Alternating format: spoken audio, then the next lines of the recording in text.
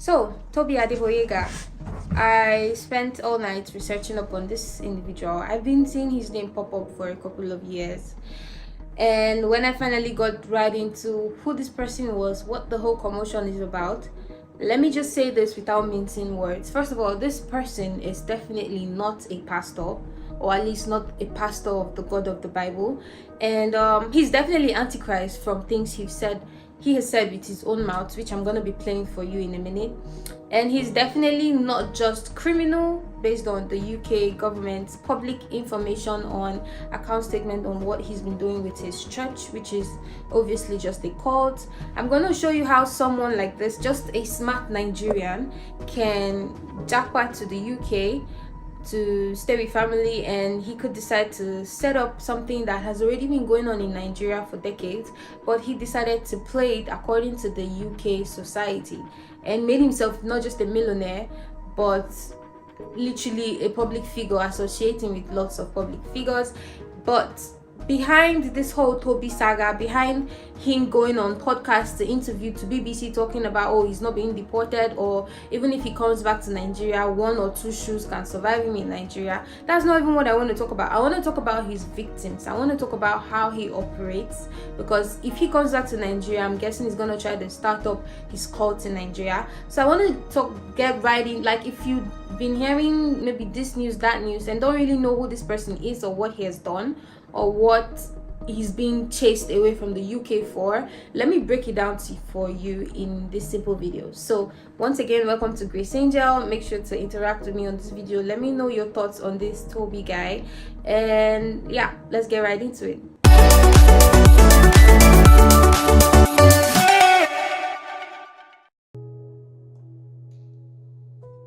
So, who is this Tobi guy? So, Tobi is a Nigerian who left Nigeria to the UK. First of all, his parents have been pastors. He himself has confirmed this. So, his parents are into the religious sectors and they are pastors. Now, for you to really be on the same level I am in this video, you have to understand when I tell you that a whole lot of percentage of pastors we have in Nigeria are actually just prosperity gospel preachers, and they have nothing to do with the Jesus Christ that I believe in, or at least the real gospel of the Bible.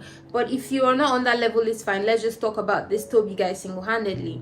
So he's coming from a line of pastors, and that means he's smart. One thing pastors' children will tell you is that they're not really for that life, because they can tell that, okay, our parents, you people literally worship them, but back at home they don't represent Christ. And that is why having a lot of conversations with pastors' children, they don't really believe in the faith because of what they see their parents doing behind closed doors that church members don't really get to see. And so this really messes with the psychic of pastors' children, and that's why they like to distance themselves from, you know, the pastors' children title. So this Tobi guy obviously has had a whole lot of upbringing in the church, and he has seen how a church system works. So he goes to the UK when he's 22 years old, and he says he stays with his family members then, and then he starts Spark Nation when he was 25. So literally 3 years after moving to the UK, he starts his own church called Spark Nation. Now, what is Spark Nation? The full meaning is they're literally abbreviating to Spark, but I will tell you it is a cult. Now, I'm not just saying it's a cult because I'm a conspiracy theorist or all of that. I mean, even the UK government in their parliament called it a cult. People who has attended this church service called it a cult. Literally, ex-members, pastors of this church called it a church. So it is a church. It's something that has been established that it is a cult. What is a cult?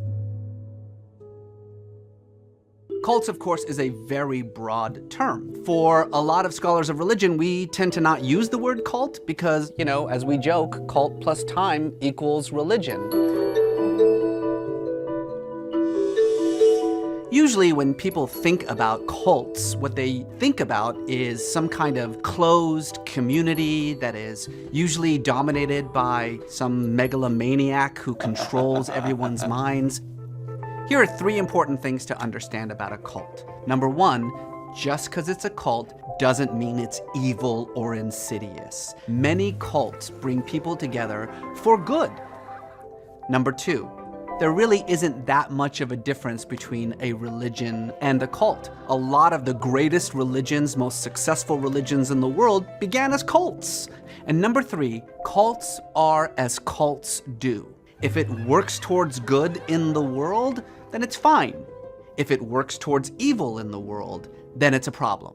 So, Matthew 7 verses 20, the Bible says, by their fruits you shall know them. And that's literally what came to my mind, literally the first second, after watching this Daddy Freeze's video, trying to go to this Tobi's house, or like people call him Pastor Tobi. So we're arriving at Crab Apple Court. And there's Abby. Hi, good morning. And you could see the Ferraris, you could see the this, you could see the that, all bling bling guy. So he tries to justify these by saying he has to look all bling bling, he has to look all luxurious for youth to be attracted to the Christ message. But literally in the Bible, Christ told us that you do not have to do that to attract. You don't even have to attract people to the body of Christ. People come to the body of Christ because, did you see Jesus Christ, the person who this message is centric about? I mean, the Christ message. So did he try to dress like the Pharisees? Did he try to dress like the people of Sodom and did he try to dress like all the people he was literally? No, he didn't, because the message of Christ has to be Christ-centered. You don't have to divert from the message of Christ to bring people to Christ. Then you're not bringing people to Christ, you're just bringing people to yourself. And that is basically what Tobi was doing. So Tobi's church or Tobi's cult was more focused on young people, and I'm gonna play a video for you. Now, why was his church focused on young people? It's simple. Young people are impressionable. It's easy to take a young child, and that's why sexual predators take young children, because what you've engraved into a child is gonna grow with that child. And that's why you have a lot of young children who were victims of SA growing up to now be perpetrators of this SA. So whatever you engrave on the child is gonna stick with them. It's hard to take an adult and teach them something new for them to really get into it. But once you take a child and you teach them that, it's gonna stick with them, and it stick with them more. So Tobi himself has been caught on camera specifically instructing his pastors, his leaders, to go after young children. And that is why in the UK it is said that Spark Nation has a way of going into schools, teenage schools, young schools, the university, to try to get young people. And that is why the demographics of Spark Nation Church is from the ages of 6 to 30. So it's hard to find any member that is above the age of 30. It's hard. I'm not saying there's no member. So like a good 80-90% plus of their members are below the age of 30, and there's a reason for that. Let's watch this video. Like, how is this not cringe? Discreetly, because we are now on Periscope as well. Listen to this. There are two set of people that we need right now. Only you're 30 years old now, right? Only your Pastor Sam and Pastor Obi, right? Is that correct? Is that correct, guys? Talk now. 30. Okay. Listen to this now. I want to make a point. And those of you who are 28, 27, 29, 20, whatever, please listen. I don't need that age bracket.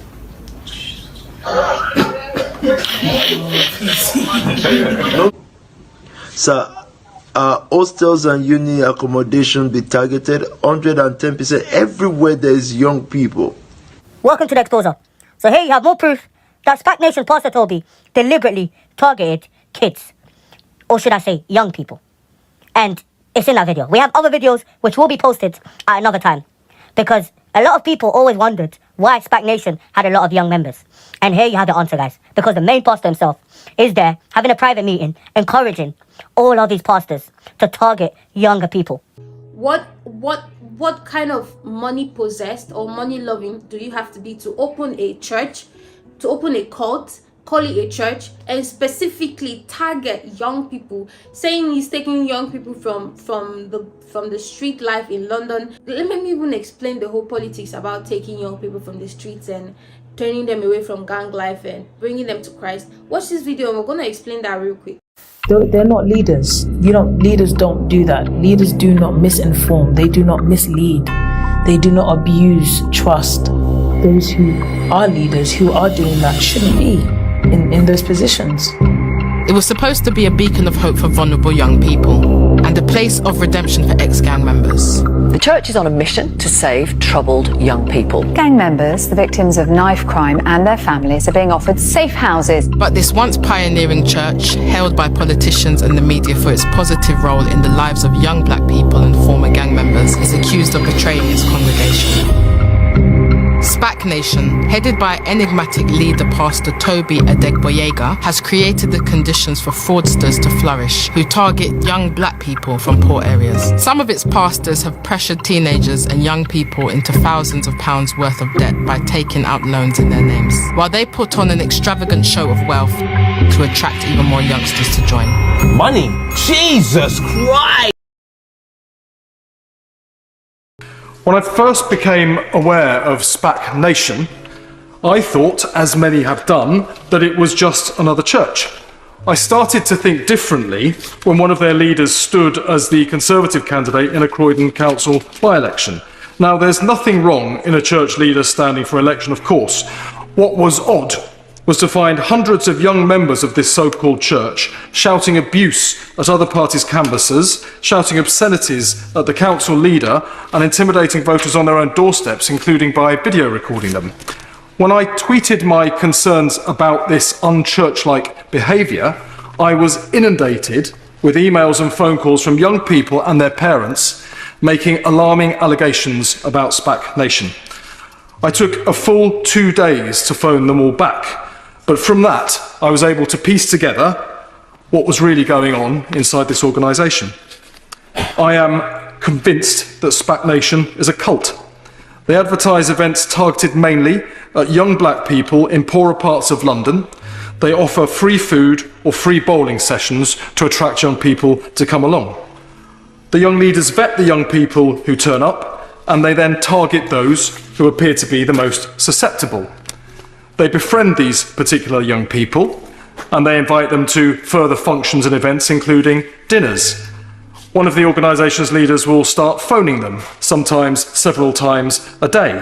They're then given lifts by that individual to meeting. Then what appears to be brainwashing starts.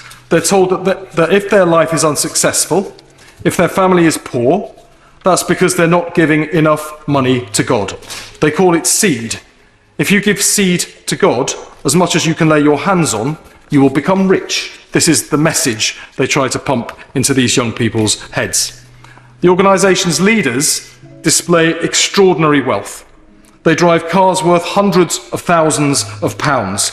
They wear Rolex watches and expensive designer suits, and they live in multi-million-pound properties. All of this way beyond the experience of the young people that they are targeting. What his members does, or what he has trained his members and his top ranking leaders to do, is they go to these schools, they go to these places where young people are. If you're a graduate and you're doing influencing, or you're trying to get into acting, they go to where young people are. They tell you, they don't even tell you they're bringing you to a church. They just tell you, oh, come to this influencer thing. So that's why I create the brunches. I took 10 girls out just to go eat, go have fun, like take them out of like where their mindset is at, where their headspace is at, and just go and enjoy themselves. So that's what I did, and I won't lie to you, they enjoyed it. They could say that they enjoyed it as well, because generally we had fun. We did like a speed dating session, we spoke around with different people, and it was great because they met people like different career paths as well. So it's like, it was a great day, like we all enjoyed it. They had cake and stuff, like it was calm. So then after that, even before I did these events, I did contact parents. I wouldn't do that. I wouldn't not contact parents if, like, I know they're young. I know they were from the age of 13 to like 16, because that's what I said on my story. So I know I'm gonna have to contact parents because they are young, and I even messaged them as well, messaged some of them as well, saying that, okay. So they lure young children from like that. And if you're a young kid who has been in the life of crime, you don't have a place to go, you're on the streets, they'll tell you, don't worry, come to SPAC Nation. We have a bed for you, we have food for you. And of course, these homeless kids leave the streets and go to SPAC Nation. Now, even the kids who live with their parents, because of the way SPAC Nation is designed to make you to start rebelling against your parents, these kids basically have to run away from homes. And because they don't have anywhere to stay, they get to stay in the SPAC Nation trap house, which is what we're back to now. SPAC Nation trap houses. What are these? These are houses that top members of Tobi's church or high-ranking pastors in Tobi's church, they own these houses all around. These are like houses, different rooms, but because of the number of people in the room, they only make videos in front of the houses or outside the houses, like, oh, this is SPAC Nation trap house. But when you go inside the rooms, it's so crowded because, you know, they just keep taking people and bringing them to the trap houses just to make sure they are sealed into the SPAC Nation. And these same trap houses has been led by some of their pastors who have had criminal records. There is this particular lady who kept coming up, Miriam. You have videos of her scattered all over the internet. And listen to this video. Is this a video that a pastor in a church should be saying? Why are you greeting me? I'm not gonna have a relationship with you because you don't. I don't need 50 or 500 girls that have their own mind, that know what to do with their own salary. No, I'm looking at a kind of woman that is going to produce finances. I said to my girls this morning, I don't know what you think is happening in this house.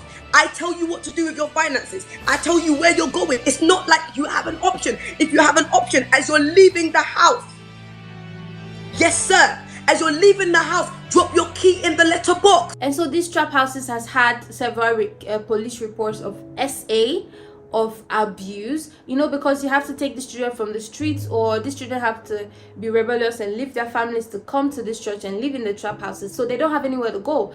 And Tobi got away scot-free from this. I'm guessing his explanation from what I've seen is that, oh, he doesn't own the trap houses, you know, it's just individuals in his church who can afford to rent houses and bring other people to stay with them for the church. And I'm like, come on, like, I mean, you're smart to put it in that system, but you want to tell me that you don't know what has been going on in your trap houses for years? I mean, the guy is just smart. He knows how to distance himself from so many incriminating things, but unfortunately he himself has been caught in some of the incriminating documents. So let's look at this. And he gives out Mercedes to this guy, and this guy goes on a documentary talking about, oh, Pastor Tobi gave me this Mercedes, and they try to make it look like, oh, if you're a young guy on the streets, we're gonna bring you, we're gonna clean you up, and we're gonna give you money to start your business and all of that. That is the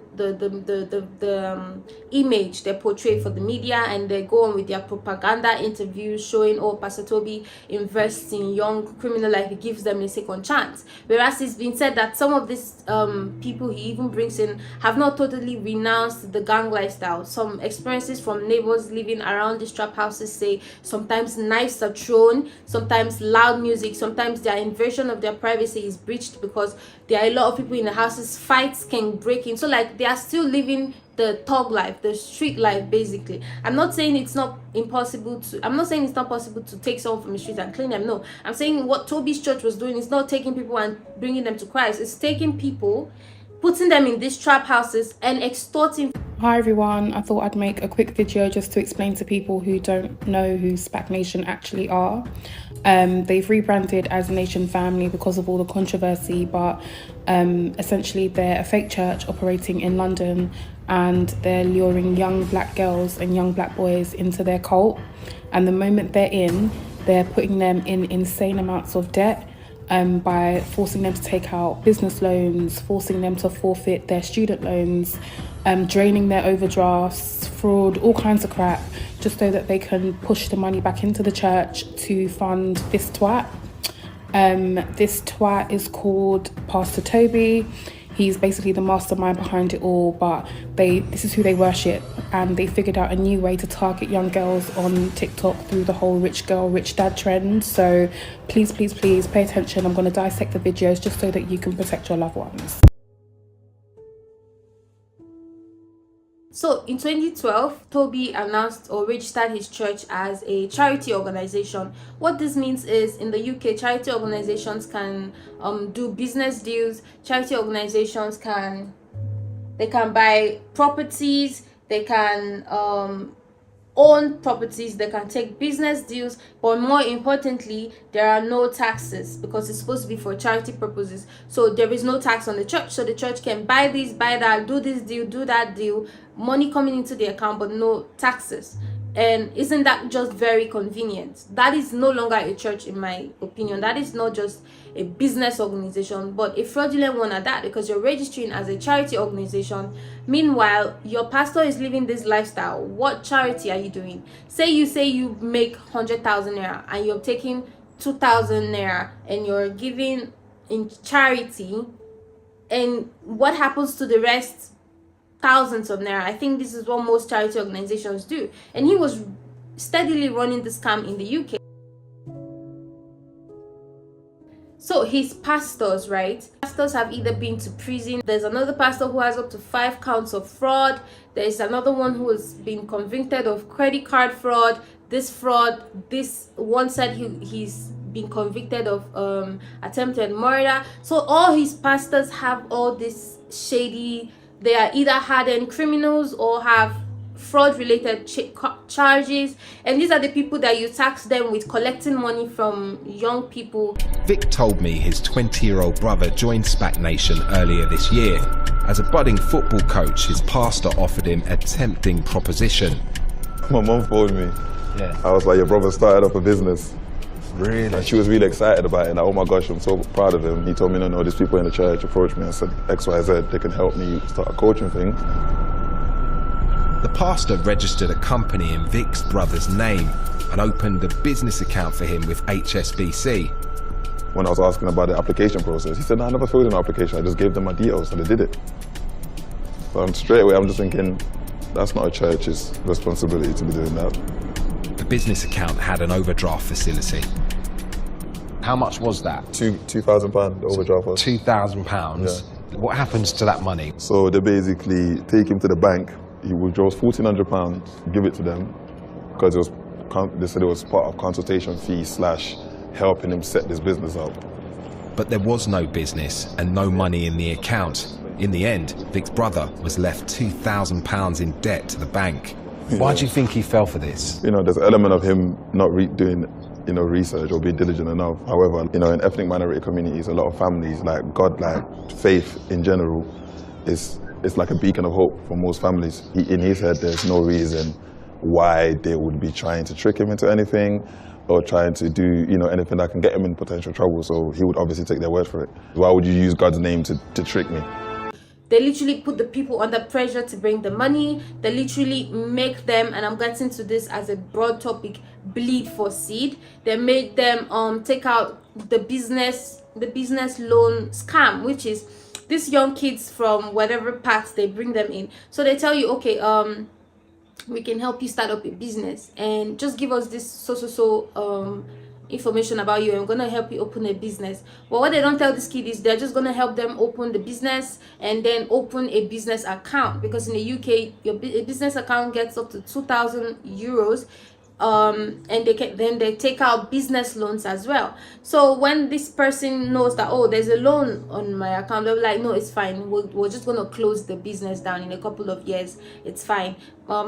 This money that we've got, this is our percentage for consultation. You just take this little bit. They make sure to give just a little to the person, so the person is somehow complicit to this crime, but they take the bulk of the money. So what they do is they just take this person who doesn't know that there is scam, this person who is just coming to find God. They tell you, oh, welcome to SPAC Nation, you're probably living in one of our trap houses, right? All right, let's open a bank, a business for you. And because how they get people is they sell dreams to them. Oh, you want to do this, we'll help you. Oh, you want to be an actress, we'll help you. You want to become a musician, oh, we have a studio, right? So they draw you in with your hopes, with your dreams, promise you that they're gonna do this for you, and at the end, what do?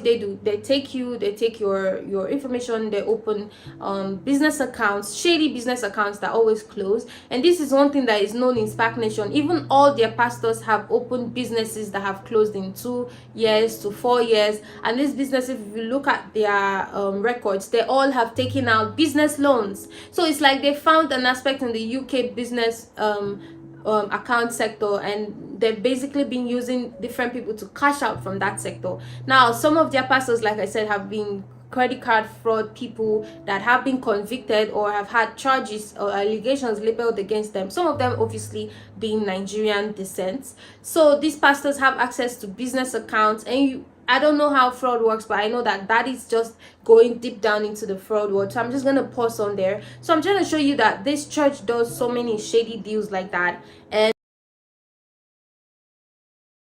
listen to what Pastor Tobi himself say about this Jesus Christ, that he even opened the church to say he's Christ-like. This is what he has to say about Jesus Christ. Want to have a debate with me on what? Do I look like a debater to you? The guy wants to have a debate with me. Debate called the Bokuni on Jesus. I better come up for here, Jelly. I'm talking about soul winning. You want to have a debate with me about Jesus? No be debate, now Deboku. I jump on here talking about having a debate with me about Jesus. Who is Jesus anyway? Who be that? May you have Deboku in your life. Debate called debate. Talking about soul winning, you want to have a debate with me on Jesus? You stay awake at 1 a.m. to have a debate about Jesus? Jesus called John Disney. Have a debate with yourself, my friend. Are you still not addicted to pornography? Watch that one. Get out of here. Now, in case you don't know, this is also the same Pastor Tobi that this particular footballer has been saying, oh, Pastor Tobi slept with my wife. Pastor Tobi is the father of my 3 kids. Pastor Tobi is this. And I remember reading back on Instablog on all this. I'm like, who is even this Pastor Tobi? And I will just swipe. And now knowing that it's this man, I'm like, is this man really smug out here talking about, oh, he's going to come back to Nigeria. The UK is going to miss him. He's going to come back to Nigeria and just 2 shoes can survive. I mean, this man is so materialistic, even more than Hush Puppy, who is a convicted scammer. And one thing with people of this kind of nature, they like to seek public validation, which is why you're going to see them affiliating themselves with a lot of celebrities. Because I mean, think about it, even the scams that have affected us Nigerians, the Bitcoin scams, the this scams, they were all affiliated with some popular person or not. And so scams and scammers, basically, especially the ones who are very well to do, they like to give themselves some sort of authentication, some sort of validation by associating with well-known figures. That way they give themselves some sort of, at least they give the people some sort of, oh, you know, this person is credible. Look at this person with him. Look at that person with him. My son and my nephew's ugly experience at Pastor Tobi's office, 7 years ago. They narrated everything. They sat me down for 3 hours 4 years ago to tell me what they went through, how they were forced to bring half of their salary, how they were put in a mansion to tell them, to brainwash them that this money you are bringing is for God, how they were forced to go and bring their friends and everybody to the church, you know, so to tell them to do the same. It was a very funny and ugly experience for them, that even my nephew up till today is still bitter about Pastor Tobi all the time. He said, that man, uncle, I no go agree. You know, they had a very nasty experience. When my son was younger, because all these British boys, you know, I don't want him to join all this knife cartel and all that. I brought him home at 16 for him to be a bit rugged. But we have to let him go back after some time. So his cousin, which is my nephew, took him to Pastor Tobi's church, and all the experience was ugly. My advice for Pastor Tobi is, UK doesn't tolerate that. Many pastors in Nigeria, if they are in UK, they will be in jail. So even this Pastor Tobi's brother, who both have the same mom, the same dad, the same pastor parents, he himself opened a church, or was affiliated with a church in the UK separate from Spag Nation, and this church, he himself has a lot of fraud allegations, fraud charges brought against him, what he was doing with the church, basically extorting money from people in that same church. So because of the heat of that church, he allegedly packed up that church and joined his brother in Spag Nation.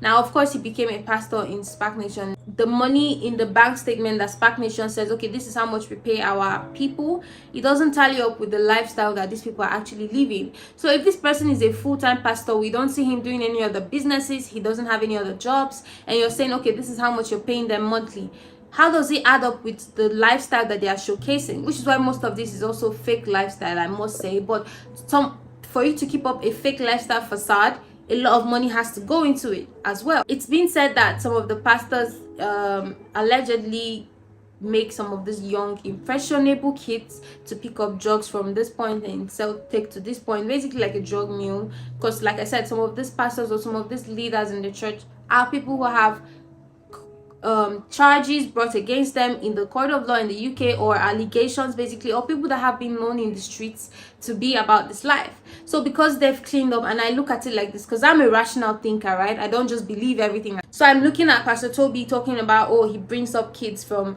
the streets and he brushes them, teaches them this life. And I'm looking at it like, if this guy is a smart Nigerian, he'll probably walk up to a gang member and be like, okay, so you can come to my church and we'll just say like, oh, you've given your life to Christ, you'll know more about that life. You might be about that life, but my church is gonna give you an umbrella that makes people think, because before all these allegations started coming about Spark Nation in the UK, people genuinely thought this was just a different kind of youth church taking kids from the street life. But I'm thinking Pastor Tobi probably told them like, oh, you know, the church is gonna give you a new image, you could still be doing your deals underneath. Of course, I get my money at the end of the day, I'm happy. But it's just like Nigerian pastors, like, oh, we can take the corruption proceeds, like from their big politician church members. Oh, bring the money. We don't care if it's Nigerian money. It's just like that. So he could still have members that he knows are still involved in the crime life, but he just uses his church umbrella to clean their image and all of that and make them pastors basically. So it's been said in Spark Nation that the more you give, the more acknowledged you are. It's just like in Nigerian churches where, oh, we know this chairman gives more than the rest of the church, so whenever the chairman is in church, oh, he gets special recognition and all of that. So it's been said in Spark Nation that if you're a good giver, not only would you be recognized in the church, you would also be like a pastor, or they'll give you some sort of leadership and they'll tell you, oh, bring your rich friends, bring your so-so friends. Bleeding for seed in Spark Nation is, you're a young kid that we've brought from whatever streets or taken from whatever life of crime to a better life, which I'm guessing this life is even worse because now you have pressure to give money to the church. So bleeding for seed is telling these kids that, oh, even if you don't have money, that is the kids who can't afford to give a whole lot, you have to go to the hospital, sell or donate your blood and bring the money to the church. Now this is where it even gets criminal in their pursuit for money. These kids, because remember how young they are, they can't just go to the hospital and say they want to donate for money or sell their blood for money. Some of these pastors have been known to go with these kids to the hospitals to pen down their signature and their name as the kids' guardians, as the kids' parents, so the hospital can take out the blood and give the kids money for this. Like, you take children away from the comfort of, you take children away from their families, you take vulnerable children from the streets with no families, and you make them bleed for seed.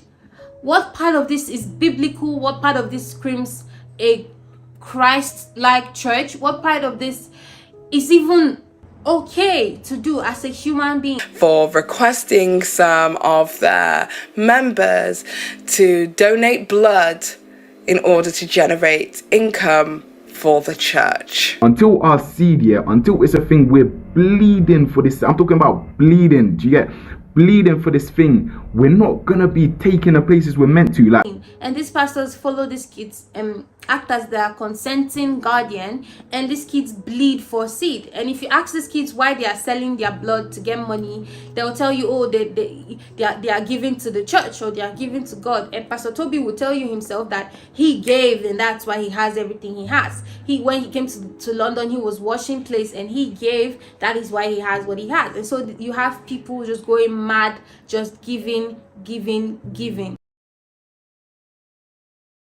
So my earnest conclusion as to who this Tobi Adeboyega guy is, I'm saying he's not just not a pastor, he's also a very smug person. And the way he speaks, I am actually proud of him to some extent, because I know what he is and I know what he's done. But I'm actually, the way he speaks, you could tell this person is not just a smug person. He thinks he's so confident, he thinks he's so smart, the way he talks. And that is one thing the members will tell you, the way he talks, he commands respect. They always say, and I'm like, command what? He's just a smart person who knows what to say to get you to give him, or to get you to surrender your mental or your logical thinking whatsoever whenever he's speaking. And that's why he can say things like this. Basic person in the month should give £1,000. I think that's normal. I think it's no big deal. It's not even that deep. If the person sitting next to you decides to bankrupt themselves for that cause, is there a cause for it? Something that I have to do. You know, it is not, someone say, oh, all these people who get into debt is because they just want something that they can't afford. That's not true. That is not true. How do you get into debt with things? You really need this stuff. You know why I'm saying this to you? I see a new army coming. I see new soldiers coming into SPAC. They've got gold and silver. There are many. They've got resources. We've never experienced wealth. It is coming. You don't understand. Let me tell you, an average church, if a near rich person, rich means someone that is earning about 5K a month and is able to give 1K out of it. If they get those kind of people, quickly they are promoted to top position. And so when he's talking, he's always so confident, he's always so pompous. You know, he's probably studied a whole lot of books on how to be a very good court leader, on how to get people to obey whatever you say without using their logical brain to think or to be rational. And so I would say he's a very smart Nigerian who left Nigeria and already knew about how a church system works, but decided to reinvent himself into saying, oh, he's a youth pastor or going for young people, where in fact he's just nothing other than a charlatan. That we already have a lot of charlatan problems in Nigeria, but this time he's in the UK, and so he twisted it to the UK society, which is that a lot of young people are in the UK misguided, some of them in the street life, court life, gang life, some of them in family houses that they don't want to stay, they would rather just leave, or some of them are just kids without no parents in the streets of London. So he knew how to go to the schools, he knew how to train his pastors, his leaders to do the dirty work for him, and he basically was just the one getting the money at the end of the day. And his leaders not just pressurized but committed a whole lot of fraudulent activities to get members to keep giving to Pastor PT, Pastor Tobi Adeboyega, right? And I'm like, this guy should really stop talking about, oh, he's not being deported, or oh, the UK this, the UK that. I don't care about what your problem is with the UK government, which it looks like you're in a lot of shit with them, you're being deported literally. My problem is for you to sit down and answer any question about the victims, because whenever interviewers ask you questions about the victim, you somehow find a way to not answer that question and keep talking about, oh, you've not been convicted of any crime. We're not talking about if you've been convicted of any crime or not. We're talking about, did you do this to the victims? Because the victims have looked you in the eye and told you that not only have you scarred them for life, you've made a lot of people to stop believing in the actual body of Christ, because you're just another smart Nigerian who knows how to play the church game, who knows how to play the pastor game to make yourself rich. And to live there, if I arrive in Nigeria, I will arrive with a cavalry of very fine young men and women, and we will live way better than we are living in our assignment ground. I don't need to stress about how to have money in Nigeria. 2 shoes, 3 maybe, will sustain me for 3 years. Shoes that we invested in, shoes, what they wear on the leg. Please, I'm saying this publicly. So what is immigration? It's belittling, and that's what they wanted to do. They wanted to belittle not just me, the black race. And so you can take your 2 shoes that can survive you in Nigeria, and you can take whatever other proceeds you have, and you can shove it down because we genuinely do not want to have more people like you in Nigeria, and we definitely do not believe you when you say, oh, this, that, because we can hear the victims and we know what you've done to young lives, and you can't change that whether or not you get convicted by the UK government or not. Your victims are still going to be your victims until you die, because you did this to them. I'm actually tired of hearing SPAC Nation come up on social media. I say I'm tired of it, but it's obviously good because people need to know about these friggin' terrible people. But the fact that they're still free and even still have the audacity to do what they're doing is a shock for me. Because if you don't know, SPAC Nation, a couple years ago, they were exposed. They're meant to be some sort of church, but it was just weird. It was a pyramid scheme. They were getting underage kids to take out loans that the adults were like basically spending their money. They were getting kids to leave their like parents' houses and come live with them in some big house, and like just messing with them and taking advantage of them. The main pastor, Pastor Tobi, is apparently still free on these streets. I didn't even know the man was in London, but he's here because I've been seeing him in like concerts and shit. And yeah.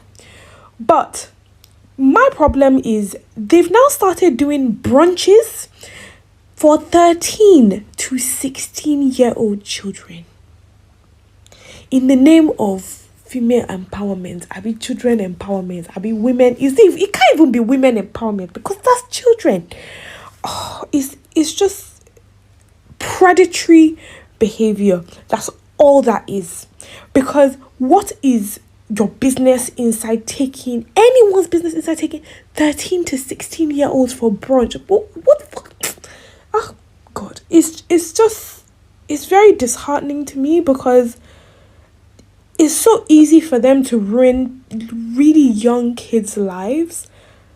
And it's just mad that there are really people out there, a group of people who sit down and come up with these ideas. It's absolutely disgusting.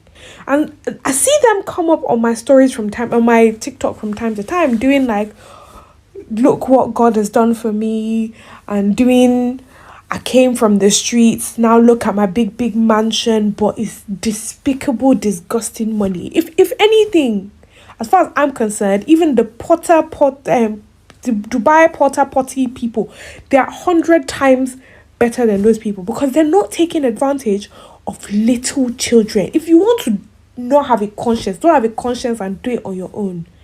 Involving kids, disgusting.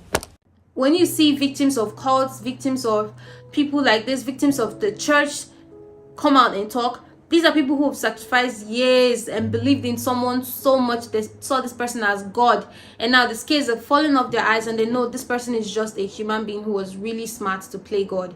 And that is why I say he is not just Antichrist, and he's definitely not the pastor. He's just a smart person who knows how to use a Bible to extort from people. And that is everything I have to say about Pastor Tobi, or like I like to call him, just Tobi.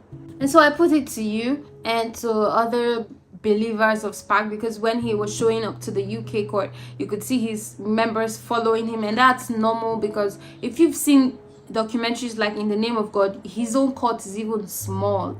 His own believers are even small. I mean, we've had people take their lives because of what their court leader told them.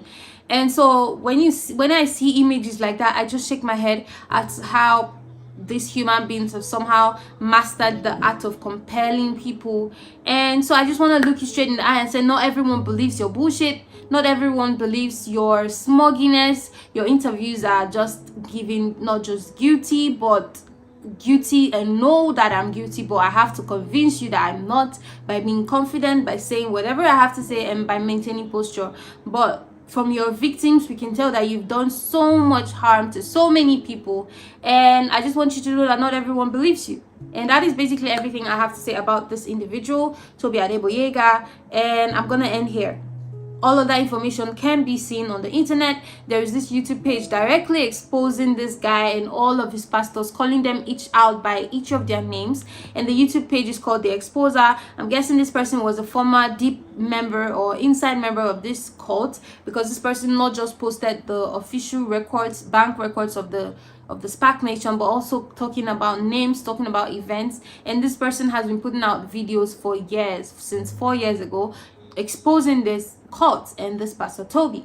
And so many people have been coming out to expose him. So many people have been coming out to say their truth, but they've been bullied, they've been silenced. So I'm helping them to spread the word in Nigeria, because this guy is definitely trying to talk about coming back to Nigeria.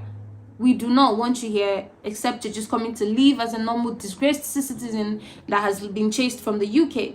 just like most people have been chased from the UK because of criminal charges. In a Nigerian system that the judiciary does not even work, God forbid he starts this in Nigeria, there is nobody that's going to check him, because there's a lot of them already in Nigeria. No one is going to check him. No one is going to do anything. His calm is just going to keep going, and he's going to keep maintaining this characteristics like, oh, he's a holy pastor. You can see from the way he talks like he's holy, but those are all a facade, because he's playing a character of a pastor. So thank you for watching another video of mine. I really hate to be doing this, but I hate when, because most Nigerians don't read the information that are on the internet, they just idolize some people and just give credit to some people because they've seen them with their favorite celebrities. I'm saying this person has a whole lot about him on the internet that can give you an insight of what he's done, and that is what this video is basically about. And so thank you for watching another video of mine, and I'll see you next time.